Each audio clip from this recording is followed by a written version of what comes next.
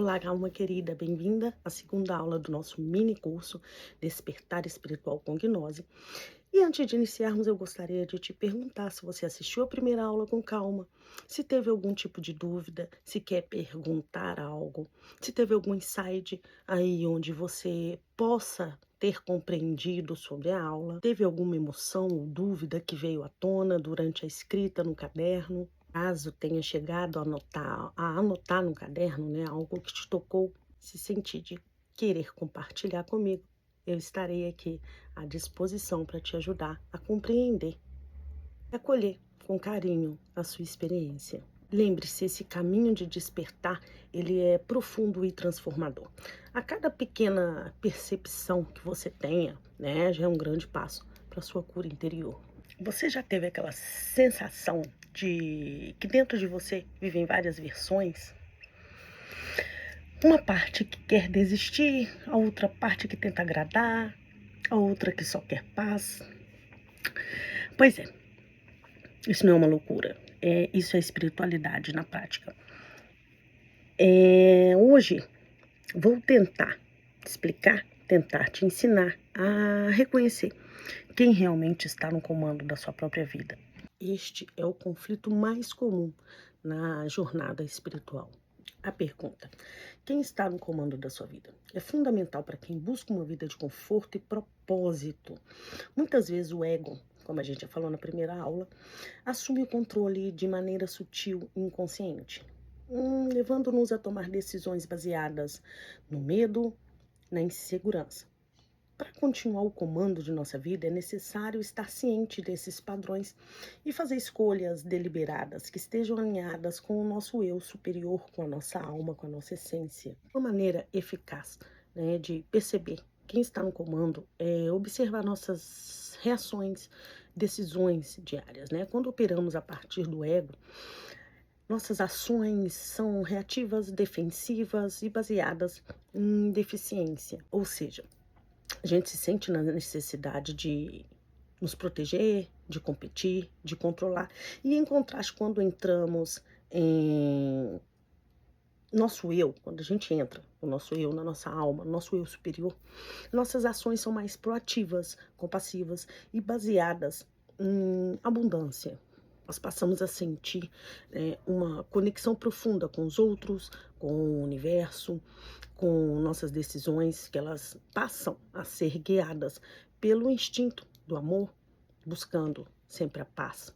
A jornada de integração do ego com o nosso eu superior, com nossa alma, não é sobre eliminar o ego, mas sim sobre colocá-lo no seu devido lugar. O ego pode ser um aliado poderoso, né, quando está a serviço do eu superior. O eu superior, mais uma vez, a alma. E para integrar essas duas partes de nós mesmos, é necessário cultivar a autoconsciência e a prática da presença. Ou seja, estar aqui, no presente, sem ficar, como a gente falou na primeira aula, no passado ou se prender, né? O que vai ser do futuro? Vamos falar dos seus três corações: ego, personalidade e alma. O ego, coração emocional ferido, é reativo, é impulsivo, dramático, quer tudo do seu jeito, está ligado às emoções não curadas, medo, culpa, raiva, carência, comparação. Exemplo das fases do ego: ninguém me valoriza, eu preciso defender para não me machucar, eu não sei se sou o melhor, eu serei esquecida. São algumas fases, né? O ego é formado por partes nossas que foram feridas na infância e talvez até em outras vidas. A gente vai falar sobre isso. Personalidade, coração social. É a máscara que usamos, né, para sobreviver no mundo. Nem sempre é negativa, mas muitas vezes nos faz atuar, agradar, controlar. Ela foi formada pelo seu nome, cultura, família, escola, traumas, conquistas. Exemplo: eu sou tímida, mas será que sua alma é tímida? Eu sou essa profissão, mas será que é só isso? Eu sou assim, pronto. Será mesmo? Tem até uma novela que fala: eu sou Gabriela, né? Eu nasci assim, eu cresci assim, Gabriela. Então, minhas almas queridas, a personalidade ela pode aprisionar a, a alma, né, se for confundida com a sua verdadeira identidade, com a sua verdadeira essência, com o seu verdadeiro eu superior. E o que novamente é alma? A essência. É o nosso coração divino, é a nossa centelha divina dentro da gente, é Deus em ação. Silenciosa, profunda, conectada com a verdade. Não reage, observa, não grita, sussurra, não controla, confia. Ou seja, aquela frase, vamos colocar positiva, só para você entender. Está tudo certo. Não preciso me provar nem provar para ninguém. Meu tempo, ele é sagrado. Quando você age pela alma, você sente paz, você sente presença, você sente propósito e se alinha com o seu propósito de alma, com o seu propósito de vida. E aqui, minhas almas queridas, meus caros irmãos, temos 3 maneiras para domar o ego. Primeiro, se faz necessário haver compreendido tal defeito. Se quisermos, por exemplo, eliminar o defeito da ira, devemos primeiro tê-lo estudado. O que me causou essa ira? Por quê? Se quiser eliminar o defeito do ódio, tem que ter compreendido. Se quiser eliminar o defeito da luxúria, primeiro temos que entender o porquê e de onde vem. Uma vez que a fundo tenha compreendido que tem tal ou qual erro, então a gente pode eliminar, ou pelo menos trabalhar e acolher o ego, essa sombra. No entanto, compreensão é o primeiro passo. Não se esqueçam. Na vida prática, em relação com as pessoas no trabalho, na rua, na fábrica, né, em qualquer lugar, no relacionamento, os defeitos que levamos escondidos afloram. E se estamos no estado de alerta, então podemos ver tal qual somos. Vamos nos alegrar. Quando nós descobrimos um defeito, a gente consegue trabalhar ele. A famosa sombra, né? Quando a gente consegue descobrir, a gente consegue trabalhar. Claro, não é tão fácil, mas a gente consegue. O primeiro que devemos fazer é meditar, nos concentrar neste defeito, tratar de compreendê-lo, tratar de conhecer, né, suas íntimas relações, o porquê, suas raízes, e depois eliminá-los. Reconheça e reflita os momentos que você não age como a sua melhor versão. Gente, eu gravo esses vídeos sem filtro, sem maquiagem, sem nada. Como eu disse aqui, eu tô só passando conhecimento. É verdade, esse bilhete é tão natural quanto a luz do dia, né? Muita gente faz essa brincadeira aí, né? Em alguns vídeos, em algumas fotos. Mas sim, tá tão natural quanto a luz do dia. Não preparei ambiente, iluminação, nem nada. Todo jeito que tá mesmo. Mas vamos lá, vamos continuar. O ego, ele pode nos impedir de enxergar nós mesmos com clareza. Ele nos destrói, trazendo coisas importantes, né, que não são tão importantes, do que refletir sobre nós mesmos ou até aprender com nossos erros.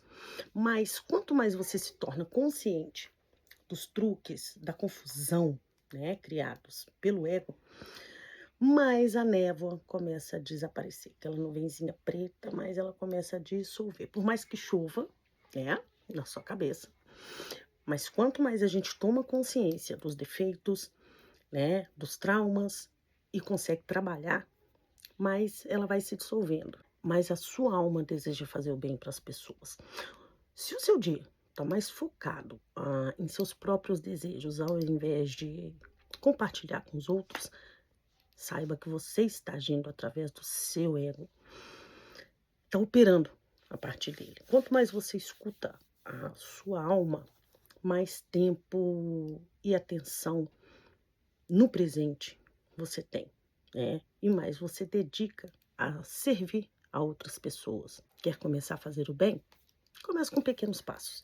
Na maior parte das vezes, sabemos quando fomos impulsivos ou sendo teimosos ou quando não estamos dispostos a admitir nossos erros, ou admitir que estamos errados, né, para as outras pessoas. Isso é mais comum, né. Eu tô dando aqui essa aula, mas eu também tenho muito que trabalhar. E eu dando aqui, eu tô aprendendo com vocês, tô trabalhando o meu interno, e isso faz muito bem para mim, né. E quando eu tô compartilhando algo que eu compreen que eu aprendi, eu também tô tentando compreender a mim mesma. Isso me ajuda muito. E cada vez que você olhar, para trás, para algo que você disse ou fez e pensar: "Eu sou melhor do que isso".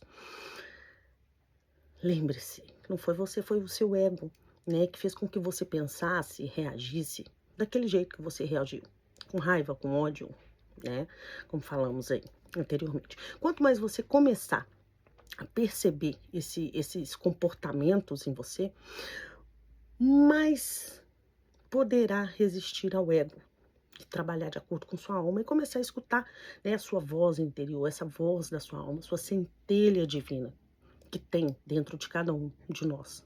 Foque menos no que os outros dizem ou pensam sobre você. A maioria de nós realmente se importa, né, muito com o que as outras pessoas vão dizer, vão pensar, vão falar, vão dizer sobre nós para outras pessoas, mesmo até com estranhos, né? E em nossa essência, a alma é focar apenas em crescer, né, e compartilhar. E não se preocupa com a opinião dos outros. É o ego que nos torna tão extremamente focados em como os outros vão nos enxergar. É aquela primeira impressão é que fica, né? Dessa maneira, o ego cria novas oportunidades para nos machucarmos. Ele nos diz para nós preocuparmos com tudo o que os outros dizem, né, ou pensam. Isso não deixa a gente expostos, né? Nos deixam expostos à dor. Sempre que lembrarmos daquele comentário negativo, que seja familiar, que seja amigo, que seja pessoas que a gente nem conhece, né, que alguém faz, ao invés de positivos, né, esse daí, lembre-se, vai ser um truque do ego. Imagine se a gente pudesse viver, né, num estado ao qual a gente não se importa no que os outros falam, no que os outros pensam ou dizem, né, ao qual tudo em você está focado é fazer o seu melhor, revelar sua luz, sua alma, o seu potencial, aquilo que você veio fazer, sua missão de vida. Quando você começar a se sentir machucado, machucada, né, pelos outros, questione-se a si mesma. Estou dando muita atenção ao que os outros pensam sobre mim? Se faça essa pergunta, isso daí vai tirar uma capa do seu ego, porque o ego ele tem capa, né? Vamos imaginar aí uma cebola, várias camadas. E a gente vai tendo que tirar camada por camada e descascando esse ego. Como eu disse, inicialmente não é fácil, mas a gente começar a se questionar. Isso é o meu ego? Isso é. Será que eu tô dando atenção demais a isso? É isso mesmo? Se você mudar o seu foco, né, para ser uma versão ainda melhor de você mesmo e encontrar a liberdade que vem ao se desprender do ego, mas a sua consciência, o seu inconscientes vão modificar e tirando essas camadas da cebola e trabalhar essas sombras e transformar até eliminar. Ao invés de tentar sempre estar certo ou certa, procure pela oportunidade de aprender, pela oportunidade de crescer, aprender e crescer. O aprendizado ele é contínuo, né? A gente sempre está aprendendo e isso nos faz crescer. A maneira mais forte de lutar contra o ego é aumentando nossa consciência e percepção. O ego ignora lições e oportunidades de crescimento. O ego não quer aprender. Ele pode nos levar a pensar que estamos certos sobre algo ou que não temos mais qualquer necessidade de aprender sobre um determinado assunto, porque já somos especialistas. Vamos supor. Contar um pouquinho da minha história nesse meio dessa aula. Eu sempre gostei muito de estudar e de ler. Primeiro eu fiz um curso técnico em edificações, depois eu fiz engenharia, Depois teve alguns acontecimentos que eu tive que ficar em casa durante um tempo com minha bebê e com meu pai. Nisso, eu fui lendo, conheci o Hélio Couto, fui fazendo as aulas dele. Nisso eu já fui para o lado da terapia, fui trabalhar com tarô. Nisso eu fui aprendendo cada vez mais. Nisso eu virei terapeuta holística, aprendi o reiki, aprendi diversos tipos de terapia, né? A trabalhar com as clientes e comecei nisso daí. E não paro o aprendizado. Fiz pós em psicanálise, né? Agora eu tô estudando a psicologia. Acho que isso tudo misturado, ele é um conjunto, né, de aprendizado e crescimento. Isso é o busca em crescer. É você achar, por exemplo, se eu pensasse assim, eu estudei engenharia, eu vou ficar na engenharia. Talvez eu não estava aqui hoje gravando esse vídeo e tentando ensinar para vocês um pouquinho do que mínimo que eu aprendi e que eu ainda tenho muita jornada. O aprendizado, ele é contínuo, ele é crescente. E quando eu aprendi, principalmente sobre o ego, a personalidade, a essência, eu percebi que eu vivia muito no ego. Inclusive, eu tenho até um livro, Mentes Informadas, Mente de Sucesso, meu primeiro livro escrito. Eu tenho 5 ainda, tá? Tem alguns na forma. Eu falo muito sobre o ego, sobre a personalidade, sobre a essência. Tem diversos assuntos lá, né? Que é do despertar espiritual, que é isso que eu tô tentando iniciar com vocês. Eu pretendo gravar muita aula ainda. Afinal de contas, o conhecimento sem ser compartilhado, eu acho que não é realmente o conhecimento. O conhecimento você tem que compartilhar. Vamos dizer a verdade, essa parte aí de observar o ego, de trabalhar o ego, observar qual parte de mim está agindo, né? O ego, a personalidade, a alma, é algo que eu ainda exercito todos os dias. Nós temos muitos defeitos, né? Esses dias mesmo eu me peguei agindo por impulso e tive que tentar voltar, parar, respirar e pensar o que estava agindo em mim. Da próxima vez que você tiver, né, tanta certeza sobre o que está certo, ou de que não há nada a aprender, ou que está certo em algo, tire um tempo para fazer esse trabalho, presta atenção, pare, respira, ouça a sua voz interior, que é a sua voz verdadeira. Lute contra o ego. Mais uma vez, difícil, mas a gente consegue. Cada passo, todo dia a gente consegue.